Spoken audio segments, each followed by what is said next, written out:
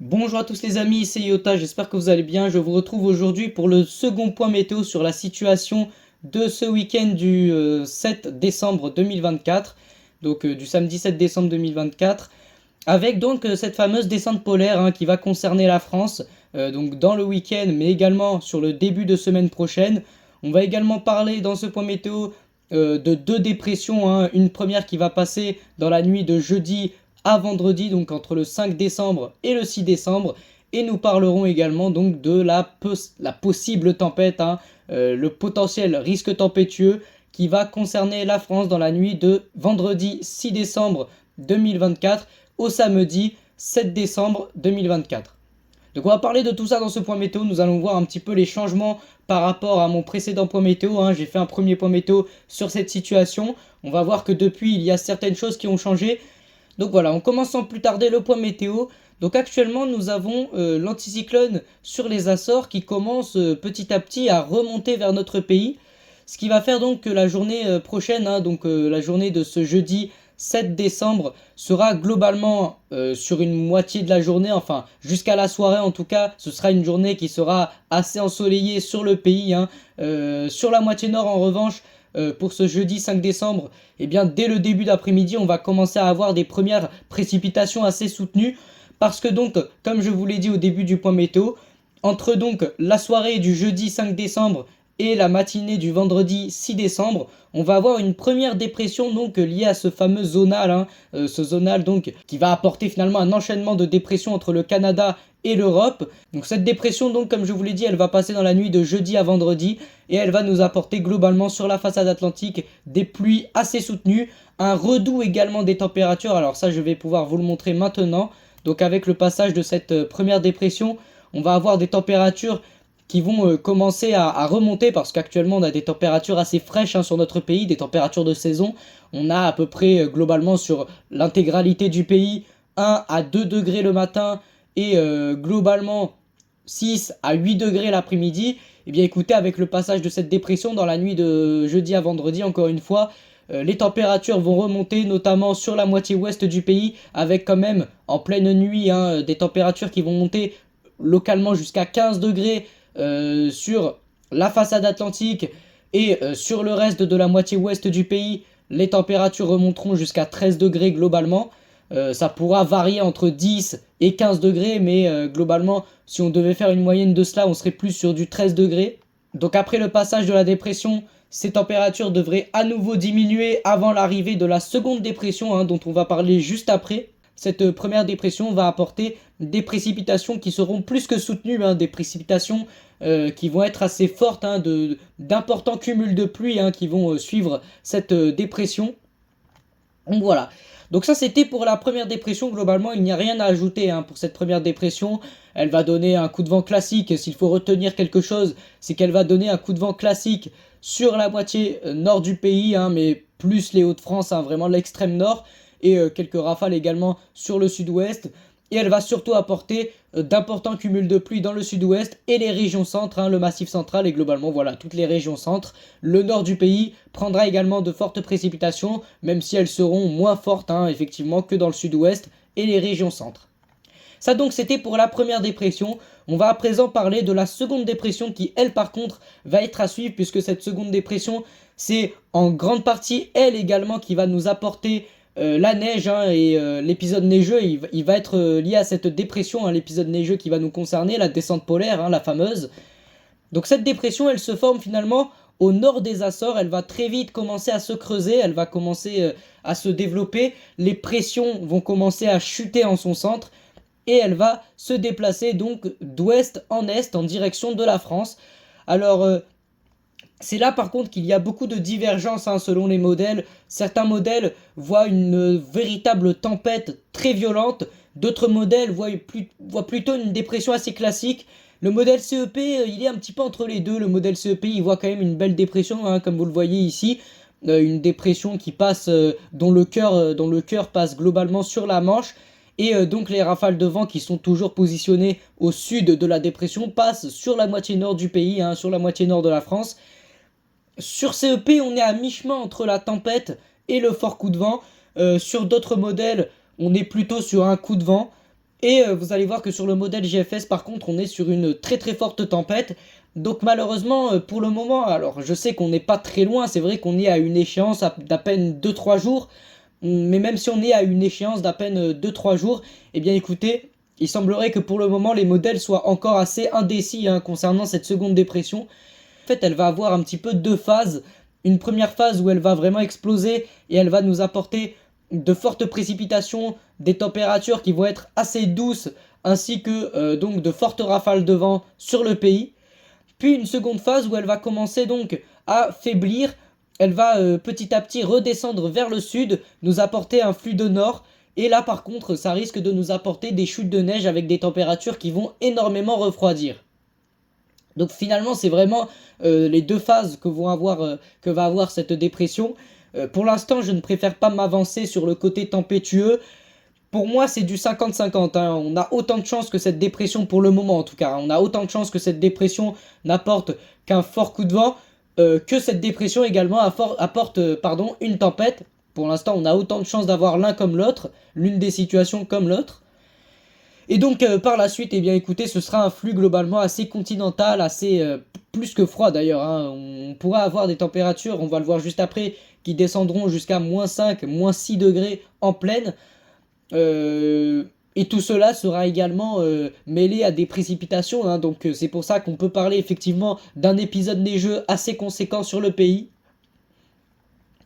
Alors je vais donc utiliser également, alors je vais également vous montrer le modèle GFS afin de pouvoir comparer les deux modèles, le modèle américain et le modèle européen. Donc au niveau de la première dépression, le modèle GFS est quasiment identique avec le modèle CEP, c'est normal, cette dépression elle arrive à peine dans quelques heures. Mais par contre, vous voyez que concernant la seconde tempête, eh bien vous voyez que là par contre, GFS il voit une bombe météorologique, une très très très violente tempête qui apporterait des rafales autour des 150 à 160 km/h sur les côtes du nord, du nord-ouest également, et globalement un ciel de traîne très très violent qui apporterait de forts orages sur la moitié sud. Donc ça c'est pour le modèle GFS. Il est possible qu'on soit entre les deux, peut-être qu'on aura à la fois un petit peu du modèle CEP et un petit peu du scénario du modèle GFS. En tout cas pour l'instant vous voyez qu'on a deux modèles, regardez je vais vous montrer, on va faire un petit comparatif. Vous voyez qu'on a quand même, alors sur CEP aussi, c'est globalement, c'est presque une tempête sur CEP également. On est vraiment, vraiment pas très loin de la tempête. Mais vous voyez quand même qu'il y a une différence, il y a beaucoup de divergences, il y a une grosse différence entre le modèle GFS et le modèle CEP. Sur GFS, on est plutôt sur une forte tempête qui apporterait de très fortes précipitations et des orages, alors que sur CEP, on est plus sur une forte dépression qui apporterait un coup de vent assez conséquent.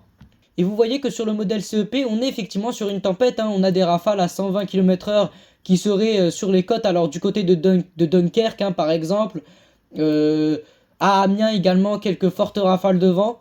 Donc ça c'est pour le modèle CEP.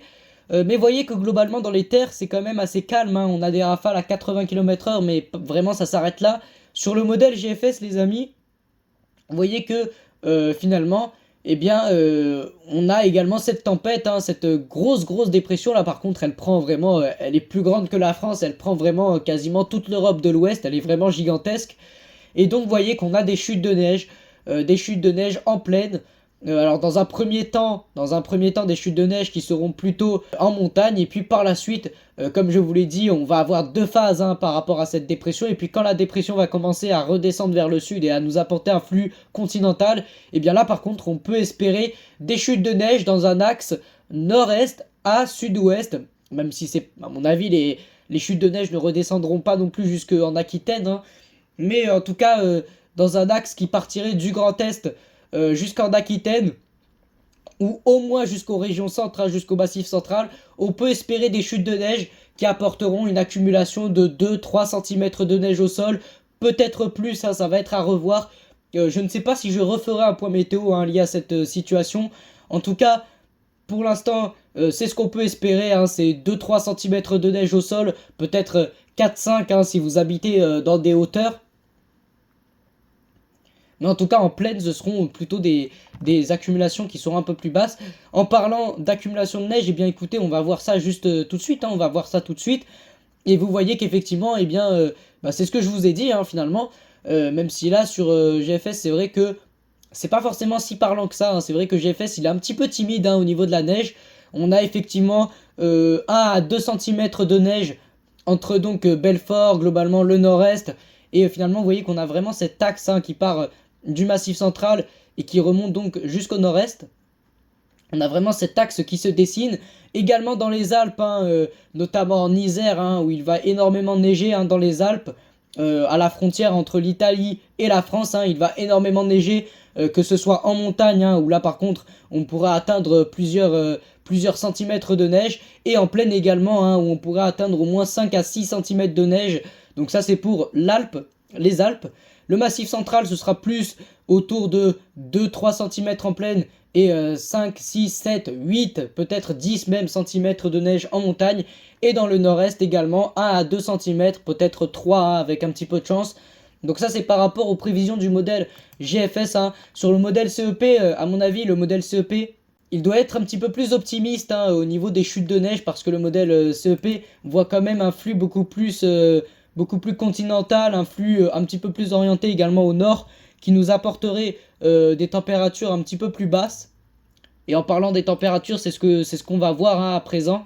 Les températures donc vous voyez qu'avec la seconde dépression, on a les températures donc qui remontent. On a également, comme avec la première, des températures autour des 12, 13, 14 degrés sur la moitié ouest du pays.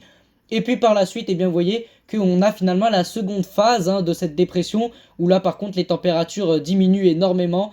Et vous voyez que, alors ça dure pas très longtemps, ça dure globalement 2-3 jours.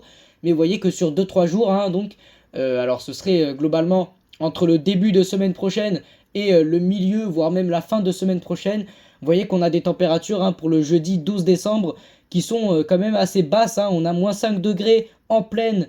Je dis toujours en plaine parce que c'est finalement la référence finalement. C'est pour ça que je dis en plaine. Mais on a des températures qui tournent autour des moins 5 degrés le matin. Donc là, vous vous doutez bien que si on a moins 5 degrés avec des précipitations, là, forcément, on aura des chutes de neige qui seront assez importantes. Après, ça dépend bien évidemment de la force des précipitations. Si les nuages ne sont pas chargés en neige, malheureusement, il n'y aura pas vraiment grand-chose. Il faut bien évidemment que ce soit un froid humide et pas un froid sec, pas un froid anticyclonique.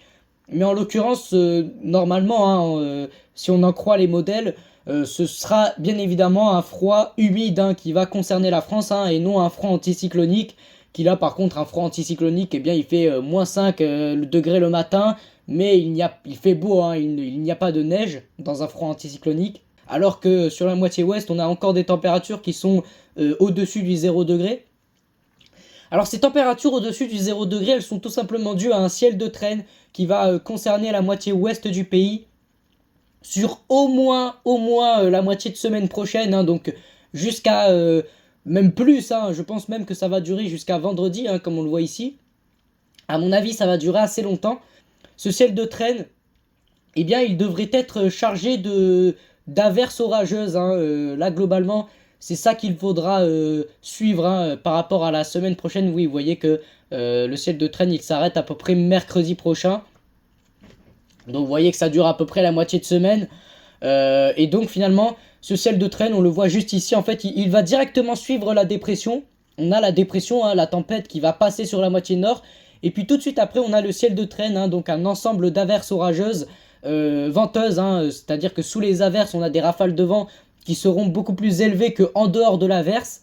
C'est-à-dire que si on a des rafales de vent, par exemple, à 50 km/h en dehors des averses orageuses, à l'intérieur des averses, le vent peut souffler facilement jusqu'à 90 km/h dans les terres. Alors voilà, c'est la première fois de l'hiver qu'on a des grains venteux assez puissants, j'ai envie de dire. Mais là, pour le coup, à mon avis, on va pas y échapper. On risque d'avoir un ciel de traîne orageux pour la moitié ouest. La moitié est, en revanche, va rester vraiment dans un flux de nord qui apportera donc de la neige. Voilà, écoutez, j'ai vraiment essayé d'entrer le plus dans le détail possible dans ce point météo. J'espère vous l'avoir bien expliqué. J'espère que mes explications auront été assez claires pour vous. Moi en tout cas, je vais vous laisser là. Je vous retrouve pour un prochain point météo une prochaine fois. Et sur ce, je vous dis, c'était Iota et je vous souhaite une agréable fin de journée.